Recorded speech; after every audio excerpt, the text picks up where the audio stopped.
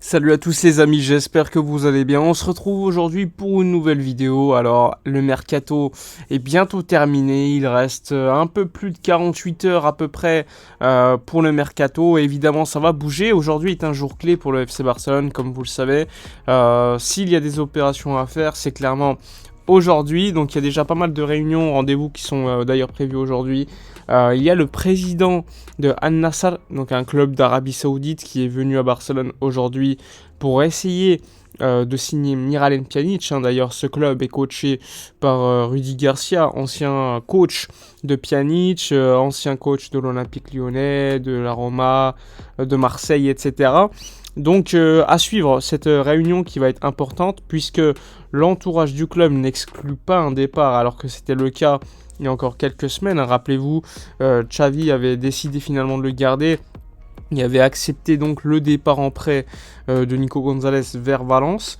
Donc si Pjanic part, on va se retrouver avec un milieu en moins et peut-être plus de protagonisme pour un joueur comme Pablo Torre qui va osciller entre l'équipe B et l'équipe première. Donc ça aussi, c'est quelque chose d'important, sachant que Pjanic avait déjà baissé son salaire, donc le salaire, bon, il reste quand même élevé, ça représente à peu près à 7 millions d'euros bruts annuels, mais en soi, le Barça pourrait aussi le garder. Donc à voir ce qui va se dérouler lors de cette réunion pour Miralem Pjanic en Arabie Saoudite ou pas. Donc ça, c'est intéressant.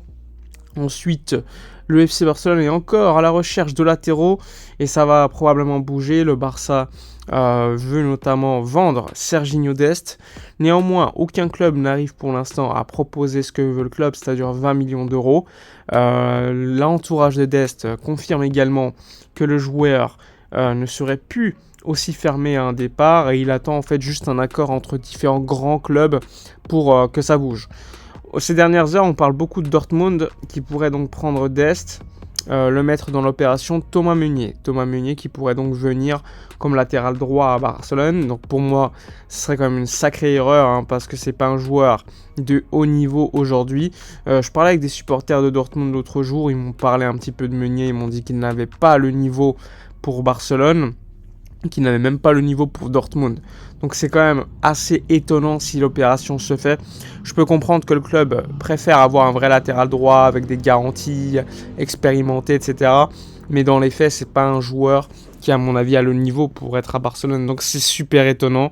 Mais bon, pour l'instant, rien n'est fait.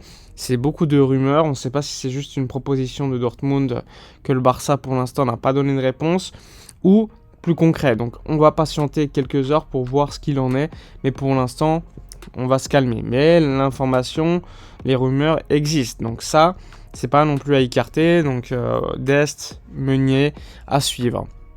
Ensuite, le dossier Bernardo Silva, tu as tous les médias, Pep Guardiola qui a aussi confirmé que le joueur allait rester à Manchester City. Néanmoins, tu as toujours Gérard Romero, journaliste de Barcelone, qui t'explique que c'est pas impossible. Sauf que, on va être honnête, il reste à peu près une journée et demie. Je vois vraiment mal City le vendre. Après, s'ils le vendent, c'est qu'ils ont déjà des remplaçants de prêt. Et aujourd'hui, sur le marché, je vois pas de remplaçants pour Bernardo Silva. Donc, ce serait super étonnant. Pour moi, on a trop patienté, on a trop attendu. Et je pense que l'opération ne se fera pas malheureusement. Donc attention, on peut être surpris avec le mercato, mais personnellement, je serais très très étonné que Bernardo Silva arrive. Sachant que il y a 3-4 jours, je crois vendredi même, tu as un conseiller financier de Jorge Mendes qui est venu à Barcelone. Tu as également, ce conseiller est venu pour Bernardo Silva, c'est très clair. Il est revenu dans la soirée à Manchester, on n'a pas plus de détails, donc pas plus d'infos. En ce sens. Donc on va voir lors des prochaines heures si un deal est possible. Mais personnellement, je serais très très étonné que cela arrive. Ensuite, concernant les latéraux à gauche, le FC Barcelone, comme vous le savez, a Jordi Alba et en plus Baldé qui compte, Xavi compte beaucoup sur lui. Conférence de presse, il a expliqué que Alba était aussi important parce que peut-être qu'aujourd'hui il ne joue pas, mais il va probablement avoir beaucoup de temps de jeu, donc ça aussi c'est à noter. Donc l'arrivée de Marcos Alonso par exemple, eh bien le Barça a beaucoup de doutes. Néanmoins, tu as des journalistes qui t'expliquent que Marcos Alonso va bien arriver à Barcelone. Moi ça m'étonne, puisque je considère que Baldé a gagné le droit tout simplement d'avoir sa place en équipe première, sachant que tu as des rumeurs qui t'expliquent que Jordi Alba deviendrait le numéro 3 dans la hiérarchie si Marcos Alonso arriverait. Donc ça m'étonnerait beaucoup. Je comprends pas trop la logique au niveau du management parce qu'on sait que Jordi Alba a un gros salaire, que certes si tu mets Baldé, ok, pourquoi pas, tu lui donnes du temps de jeu pour qu'il progresse, mais si tu amènes en plus de ça Marcos Alonso, ce serait beaucoup d'étonnement de ma part, sachant qu'il y a le Qatar, la Coupe du Monde qui approche. Je pense pas que Jordi Alba ne jouera pas du tout. Ça m'étonnerait fort. Hein. Je pense que lui, il veut absolument gagner du temps de jeu pour se préparer aussi pour la Coupe du Monde. C'est peut-être sa dernière grande compétition avec l'Espagne. Donc franchement, moi je serais très surpris. Mais bon, encore une fois, c'est le mercato et on peut être surpris.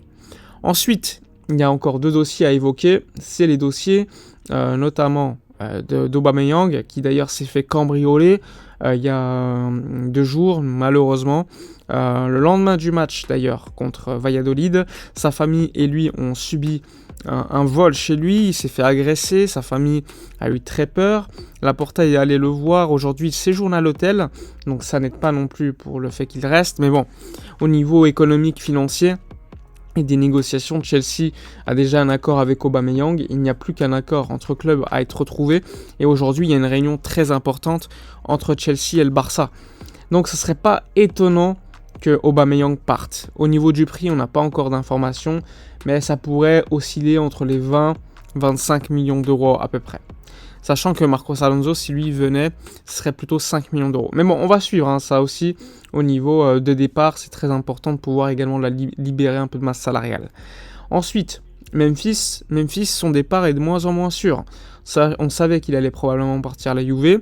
Finalement, ça a pété au tout dernier moment. Aujourd'hui, Manchester United est très intéressé, sauf qu'ils ont signé Anthony. Memphis c'était sûrement une alternative, mais vu qu'ils ont signé Anthony, peu probable que Memphis bouge. Je vois aucun club intéressé qui pourrait poser le salaire que demande Memphis. La Coupe du Monde arrive, il va avoir peu de temps de jeu. Mais bon, l'avoir comme 6e attaquant potentiellement si Aubameyang part, c'est pas non plus illogique pour le Barça. Donc à suivre aussi le cas au Memphis Depay. Ensuite à Braithwaite, on attend ce qui va se dérouler par rapport à sa rupture de contrat. On attend aussi Abdé qui devrait être prêté à Valladolid pour gagner un peu de temps de jeu, sachant qu'à la Coupe du Monde, ça lui viendrait bien pour lui de pouvoir jouer un petit peu et potentiellement entrer dans la liste du prochain coach marocain. Donc ça aussi, c'est quelque chose à suivre. Hein. Donc voilà pour les informations mercato qui étaient intéressantes et qui seront à suivre lors des prochaines heures. Comme d'habitude, n'hésitez pas à liker, commenter, partager, donnez vos avis, hein, moi ça m'intéresse énormément. Moi je vous dis donc à la prochaine et d'ici là comme d'habitude, portez-vous bien.